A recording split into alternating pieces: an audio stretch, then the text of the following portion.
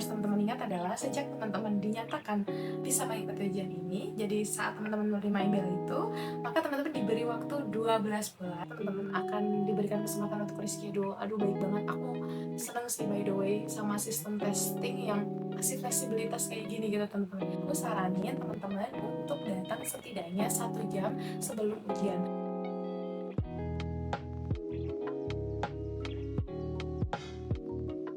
Hai teman-teman, selamat datang kembali di Bicara Audit. Dan bagi teman-teman yang baru pertama kali di sini, selamat datang. Dan semoga semua teman-teman yang lagi nonton ini dalam kondisi yang sehat walafiat, terus dalam kondisi yang bahagia dan juga semangat untuk belajar bareng-bareng sama aku. Dan kita masih ada di rangkaian CISA series. Jadi ini adalah satu rangkaian yang aku buat untuk memberikan bekal kepada teman-teman yang pengen mengikuti ujian CISA atau CISA yang diterbitkan oleh ISAKA. Jadi di episode sebelumnya aku udah cerita nih teman-teman tentang gambaran umum CISA tuh gimana sih, apa saja persyaratannya dan sebagainya. Dan hari ini kita akan kupas lebih dalam tentang ujiannya. Jadi kita akan coba lihat ya, mulai dari gimana sih sebelum ujian, sampai pelaksanaan ujian, dan bahkan sampai akhirnya nanti kita selesai ujian. Oke teman-teman, aku akan mulai dulu dari mulai pendaftaran ujian.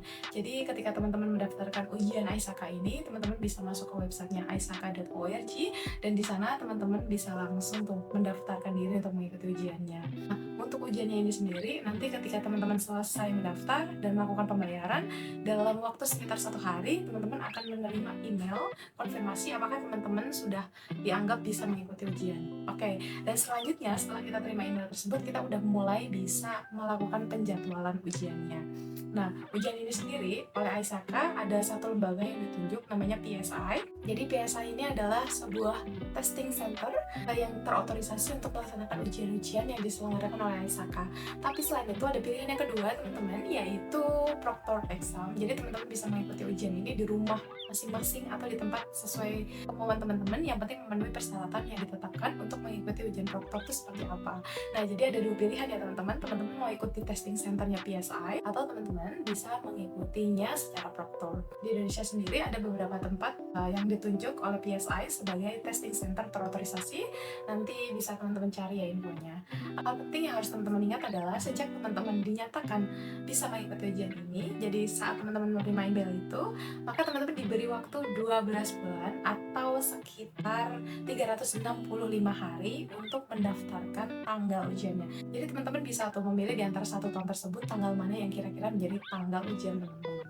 Jadi kalau dulu aku caranya teman-teman, aku udah belajar dulu, baru aku mendaftarkan diri. Jadi aku nggak merasa terburu-buru tuh, aku bisa leluasa memilih di antara 12 bulan itu, aku di tanggal mana mengikuti ujiannya. Oke teman-teman, dan selanjutnya aku mau cerita juga tentang gimana sih cara menjadwalkannya. Jadi cara menjadwalkannya, teman-teman bisa menuju websitenya ISAKA juga. Di sana nanti ada step-step yang teman-teman bisa ikuti untuk bisa mendaftarkan tanggal ujiannya atau men-schedule atau ya menjadwalkan ya dalam bahasa Indonesianya untuk bisa menjadwalkan ujiannya. Nah, satu hal juga yang penting adalah teman-teman bisa mereschedule jadwal ujian teman-teman. Jadi kalau teman-teman merasa, aduh pas tanggal ujiannya nanti aku kebetulan ada bentrok acara lain, atau misalnya teman-teman merasa, aduh aku kayak belum siap deh, boleh nggak ya diundur? Nah, satu hal yang aku appreciate banget dari ISAKA adalah dia boleh mereschedule jadwal ujian.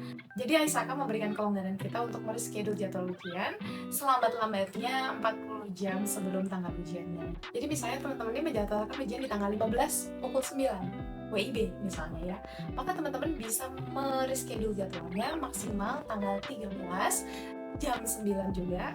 Kalau 9 pagi ya berarti pagi, sama pagi gitu ya, maka teman-teman nggak akan dikenakan biaya atau denda. Nah ini yang menarik banget, jadi aku tuh kadang harus schedule gara-gara aku merasa belum siap teman-teman. Nah jadi fasilitas ini tuh udah beberapa kali aku gunakan, terutama saat aku merasa nggak siap. Jadi aku pernah ada satu kejadian tuh teman-teman, aku berschedule, terus tiba-tiba udah mentok 1 tahun.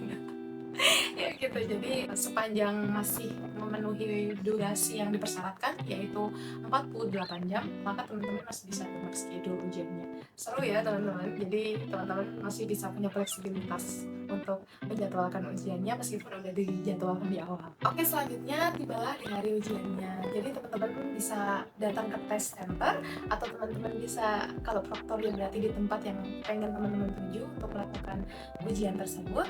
Nah saat itu teman-teman, aku saranin teman-teman datang setidaknya 1 jam sebelum ujian. Kalau itu ke testing center ya berarti teman-teman sudah sampai ke testing centernya, atau kalau teman-teman proktor, teman-teman bisa login sejak 1 jam sebelumnya. Jadi teman-teman punya keleluasaan waktu kalau misalnya nanti terjadi error atau apapun, itu teman-teman masih punya waktu. Jadi itu yang aku saranin ya teman-teman, datanglah 1 jam sebelum ujiannya dimulai, terus biar teman-teman juga tenang gitu kan, teman-teman nggak gerusa-gerusu, nggak merasa terburu-buru, dan teman-teman akhirnya nanti bisa mengerjakan ujian dengan lebih tenang gitu.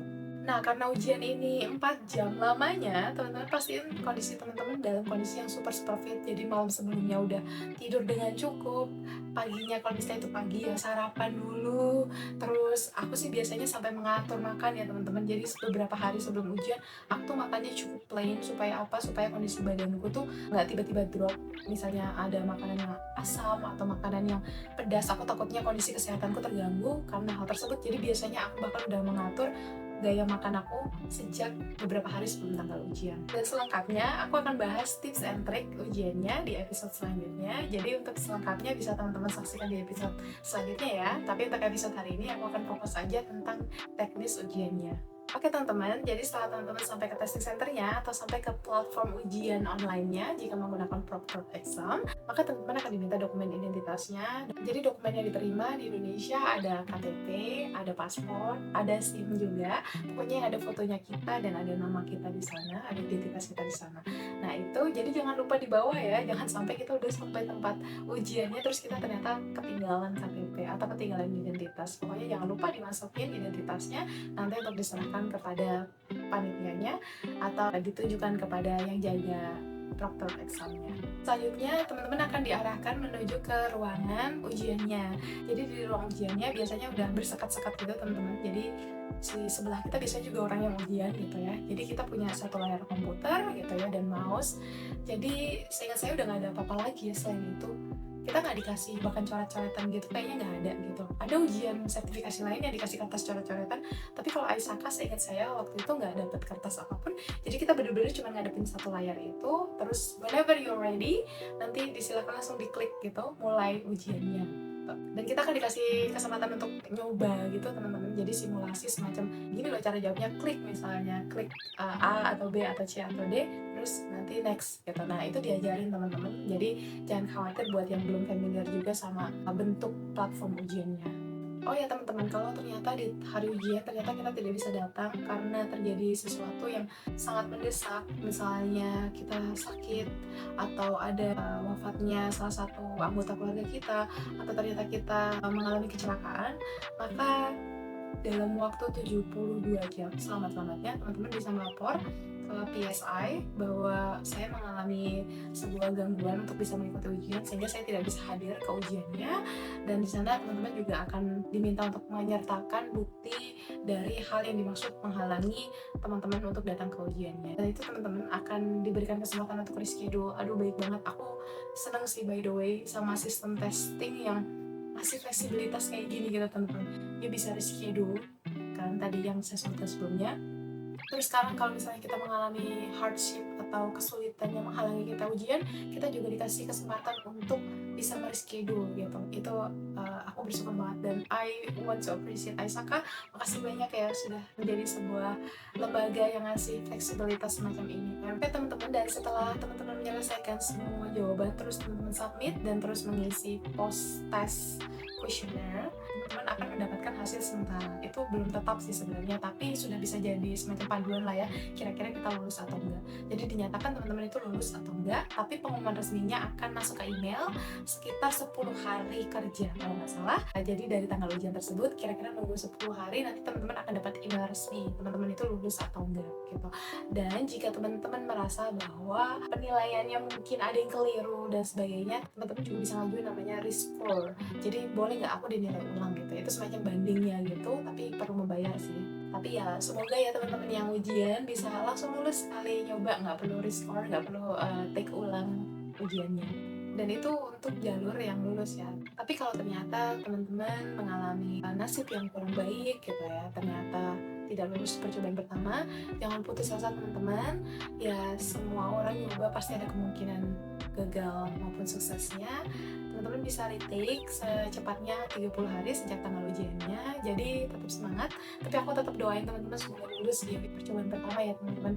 Dan kalau aku bisa bantu teman-teman dalam bentuk apapun, misalnya teman-teman mau konsultasi terkait SHK atau CISA atau sebagainya, please reach out ya, jangan khawatir, saya insya Allah akan coba bantu semampu saya. Dan terakhir, setelah teman-teman sudah mendapatkan pengumuman resmi ujiannya bahwa teman-teman lulus, teman-teman akan bisa mengajukan untuk mendapatkan sertifikasinya. Jadi nanti ada formulir yang perlu diisi, intinya formulir itu membuktikan bahwa teman-teman memiliki pengalaman yang memadai untuk bisa mendapatkan sertifikasi ini. Seperti yang aku sebutkan di episode sebelumnya, jadi sekurang-kurangnya ada 5 tahun pengalaman di bidang IT assurance atau security, dan diantaranya teman-teman bisa nge-waive 3 tahun pengalaman dari hal lainnya. Misalnya teman-teman ngelakuin general IT atau teman-teman ngelakuin general audit, itu juga nanti bisa di-waive maksimal 3 tahun untuk bisa berkontribusi ke dalam 5 tahun pengalaman yang diajukan teman-teman untuk bisa mendapatkan CISA. Dan juga teman-teman akan diminta untuk membayar sebesar $50 sebagai biaya aplikasi atau biaya pendaftaran